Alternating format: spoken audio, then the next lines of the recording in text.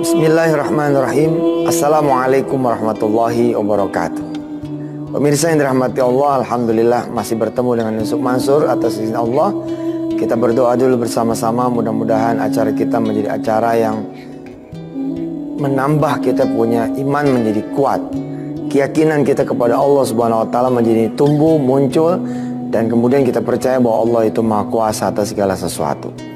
Bismillahirrahmanirrahim. Ya Allah, di pagi hari ini kami semua minta kepadamu agar apa yang terjadi dalam kehidupan kami, apa yang sedang berlaku dalam kehidupan kami, ya Allah, semuanya mengantarkan kami menjadi lebih kenal lagi kepada Engkau, ya Allah. Lebih bisa pasrah dan yakin akan kekuasaan-Mu, ya Allah. Bimbinglah kami terus, ya Allah, agar terus bertambah bagus, tambah cakep iman kami, Islam kami kepadamu, ya Rabb. Rabbana atina min ladunka rahmah wa hayyi' lana min amrina rasyada. Rabbana atina fid dunya hasanah wa fil akhirati hasanah wa qina adzabannar. Walhamdulillah rabbil alamin. Saudara, hari ini kita akan belajar sesuatu yang menurut saya menjadi akar persoalan kita semua, yakni dha'ful iman.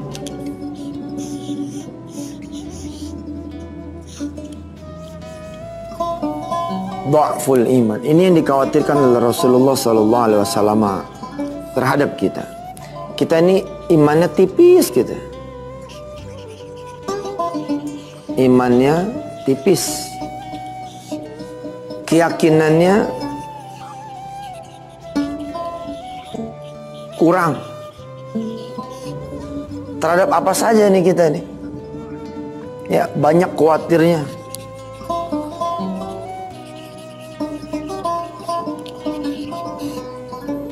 Banyak takutnya.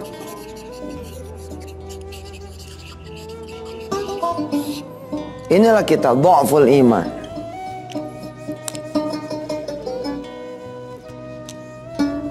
Mudah-mudahan ya tayangan kita pada hari ini menjadikan kita memiliki kuwatul iman, keyakinan yang tinggi kepada Allah Subhanahu wa taala bahwa anallaha ala kulli syai'in qadir. Kalau iman kita kuat, insya Allah lah, nggak ada yang namanya ketakutan, kesedihan. Kita balik ya.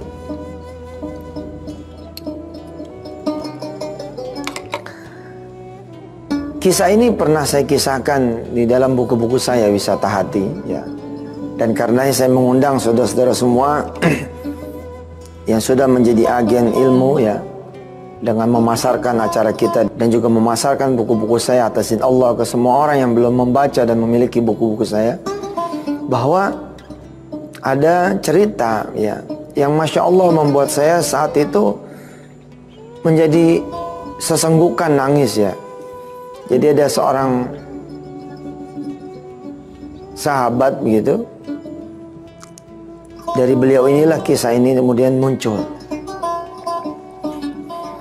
Ada orang ya yang kemudian di PHK 2 minggu sebelum istrinya melahirkan. Di PHK 2 minggu sebelum istrinya melahirkan. Ini bukan persoalan yang enteng itu. Kebanyakan orang insya Allah rata-rata tidak akan sanggup bersyukur kalau di posisi seperti itu. Kita pasti akan ngomong seperti ini, ya Allah kenapa sih gitu. Kok di PHK-nya pada saat saya lagi membutuhkan rizki buat anak saya gitu. Ya, ini dha'ful iman juga gitu. Seakan-akan kita taunya rizki itu jalannya dari kita punya kerjaan saja, tidak yakin bahwa Allah sedang mempersiapkan sesuatu buat kita. Allah ini Maha Kuasa dan memberikan apa yang sebenarnya kita butuhkan. Kita lebih mau melihat kepentingan kita daripada kita melihat kepentingan Allah. Kita hanya mau melihat apa yang kita minta, yang kita mau, tidak mau melihat apa yang Allah minta dan Allah mau. Ya. Pekerjaan yang sudah mengantarkan dia bekerja, atas izin Allah pekerjaan ini pula yang membiayai istrinya kemudian sampai hamil dari mulai bulan pertama terus sampai bulan ke-9. Hamilnya sang istri tidak dilihat rata-rata oleh saya, oleh kita, maaf ya, sebagai sesuatu yang lebih harus kita syukuri ketimbang kita keluhi. Pokoknya kalau kita lebih melihat hal-hal yang negatif, maka itulah disebut dengan dha'ful iman. Kita tipis sekali iman kita kepada Allah. Kita kayak nggak percaya sama Allah. Lebih gawat lagi, subhanallah pemirsa, ternyata begitu istrinya melahirkan, ya, tiba saatnya melahirkan, uang saat itu katanya 2 juta rupiah. Alhamdulillah kan. Ya, dan memang sahabat ini bercerita, dia berbeda dengan kita-kita. Tidak mengeluh, tidak kemudian menggerutu, tidak berkeluh kesah. Dia cuma bilang, makasih ya Allah, istri saya sudah mau melahirkan. Uang juga dapat dari kantor, walaupun nggak banyak, mudah-mudahan cukup. Hitungan di atas kertas di bidan itu cuma 400.000 atau 600.000 saat itu. Dibawalah ke bidan. Ternyata sampai bidan ada masalah, sehingga harus dirujuk oleh si ibu ini oleh si bidan ke RSCM. Berangkatlah ke RSCM. Masya Allah, sampai di sana ternyata ketemu jegeran yang kedua.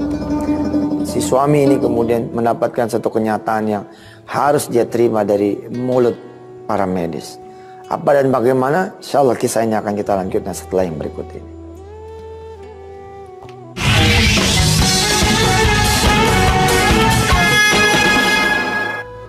Terima kasih masih bersama Yusuf Mansur di acara kesayangan kita, Wisata Hati. Saudara, istiqomahin ya. Ngaji dari mulai Jumat terus itu sampai Jumat, Senin ya. Senin terus sampai Jumat. Sabtu Minggu kita libur. Pemirsa yang dirahmati Allah, 2 minggu sebelum melahirkan dia punya istri, Masya Allah ternyata di PHK. Tapi dapat duit 2 juta, Alhamdulillah. Kemudian dibawalah ke bidan. Sampai bidan mengatakan bahwa harus dirujuk ke rumah sakit besar. Dikirimlah ke rumah sakit Cipto Mangunkusumo. Sampai di sana, si ibu dan si bapak kemudian diberitahu, Pak, setelah kami adakan pemeriksaan, sepertinya anak bapak punya masalah. Apa masalahnya dong? Anak bapak ini insya Allah tetap akan lahir, ya, bisa normal, bisa sesar, ya. Tapi kayaknya lebih baik sesar begitu. Dan anak ini ada bocor jantung bawaan. Masya Allah. Orang tua ya kalau udah dengar begitu tuh udah kayak mau kiamat dah rasanya. Dan dokter masih nambahin satu kalimat kecil lagi. Dan anak ini sudah langsung terkena kanker otak. Allahu Akbar. Bayangkan. Pada episode yang seperti itu ya, apa yang terjadi bila mana saudara adalah ayahnya, bila mana saudara adalah ibunya. Disinilah kemudian diperlukan kuwatul iman. Diperlukan kemudian tiket kepercayaan, belief yang tinggi kepada Allah SWT. Ada rahasia apa di balik semua ini? Allah Karim, ibu dan suaminya ini memilih lebih mensyukuri nikmat Allah bahwa sudah pernah menjadi ibu, sudah pernah hamil, dan sebentar lagi bisa melihat jabang bayi. Gak apa-apa deh. Yang penting dia bilang bisa ngelihat anaknya lahir. Sehingga bisa ngelihat wajah anak yang dirindukan selama ini. Hebat. Hebat. Lebih mau bersyukur daripada kemudian mengeluh. Ini yang pagi ini saya garis bawahi ya. Bahwa diantara kita lebih banyak yang kemudian malah menjadi durhaka kepada Allah Subhanahu wa Ta'ala. Di dalam surah At-Talaq ayat ke-8 ya, Allah memberitahukan kepada kita dan ke-9, A'udzubillahi minasyaitonirrajim. Wa ka'ayyim min qaryatin 'atat an amri rabbiha wa ka'ayyim min qaryatin 'atat an amri rabbiha wa rusulihi fahasabnaha hisaban shadida wa 'adzabnaha 'adzaban nukra fadhaqat wa bala amriha wa kana 'akibatu amriha khusra. Ya, betapa banyak penduduk negeri yang mendurhakai perintah Tuhan mereka dan rasul-rasulnya. Maka kami buat perhitungan terhadap penduduk negeri itu dengan perhitungan yang ketat, dan kami azab mereka dengan azab yang mengerikan, sehingga mereka merasakan akibat buruk dari perbuatannya, dan akibat perbuatan mereka itu adalah kerugian yang besar. Kita inilah turun dari Allah nikmat-nikmatnya, karunia-karunianya. Tapi yang naik kepada kita kemaksiatannya. Untuk bisa tidur nyenyak tadi malam susah loh pemirsa, asli susah. Tanya sama orang-orang yang tidak bisa tidur, kesiksa mereka. Tapi siapa yang paling duluan dilupakan oleh kita semua tatkala kemudian Allah bangunkan kita? Allah Subhanahu wa Ta'ala. Bangun-bangun di pagi hari, kita malah ingat utang kita. Ya Allah, ya utangnya banyak. Kita ingat kontrakan kita, kita ingat penyakit kita. Kita tidak mengingat, makasih ya Allah, Kau sudah menindurkan kita, menindurkan kami. Lalu kemudian keluar kalimat, Alhamdulillahilladzi ahyana ba'da ma amatana wa ilaihin nusyur. Salat subuh kita kesiangan, la ilaha illallah Muhammadur Rasul. Di pagi hari kita sudah durhaka kepada Allah Subhanahu wa Ta'ala. A'addallahu lahum 'adzaban syadidan fattaqullaha ya ulil albab alladzina amanu qad anzalallahu ilaikum dzikra. Kita disuruh sama Allah Subhanahu wa Ta'ala untuk menjaga diri kita, melihat apa yang menjadi kebaikan dari Allah untuk kemudian kita bawa kepada kebersyukuran. Alladzina amanu qad anzalallahu ilaikum dzikra. Ya. Orang-orang yang mempunyai akal, yaitu orang beriman, sungguh Allah telah menurunkan kemudian nasihatnya kepada kamu, peringatannya kepada kamu. Dia memilih bersyukur gitu. Ya Allah, iya ya, kalau saya nggak di PHK, saya nggak bisa nemenin istri. Subhanallah. Dokter kemudian bilang, andai pun anak ini lahir, maka umur anak ini paling lama 18 hari. Ya, wajar kemudian dokter mengatakan itu, kan itu berdasarkan ilmunya toh. Tapi si ibu ini, si bapak ini, dia rupanya punya kuwatul iman.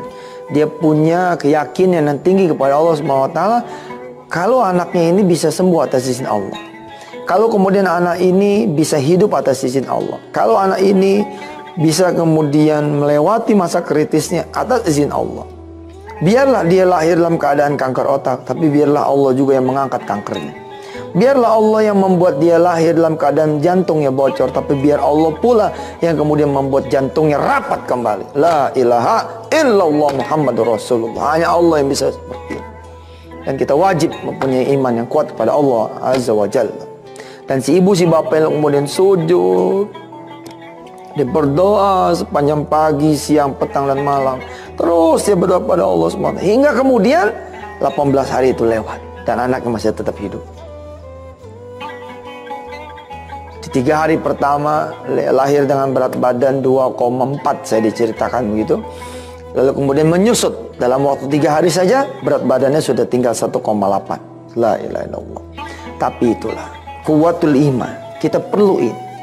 Saudara yang punya penyakit kanker stadium 4, saudara yang sudah berumah tangga 15 tahun belum punya anak, saudara yang kemudian berumur 42, 43 tapi belum punya jodohnya. Insyaallah jangan kemana-mana, kita masih akan terus belajar tentang dha'ful iman wa quwwatul iman setelah yang berikut ini.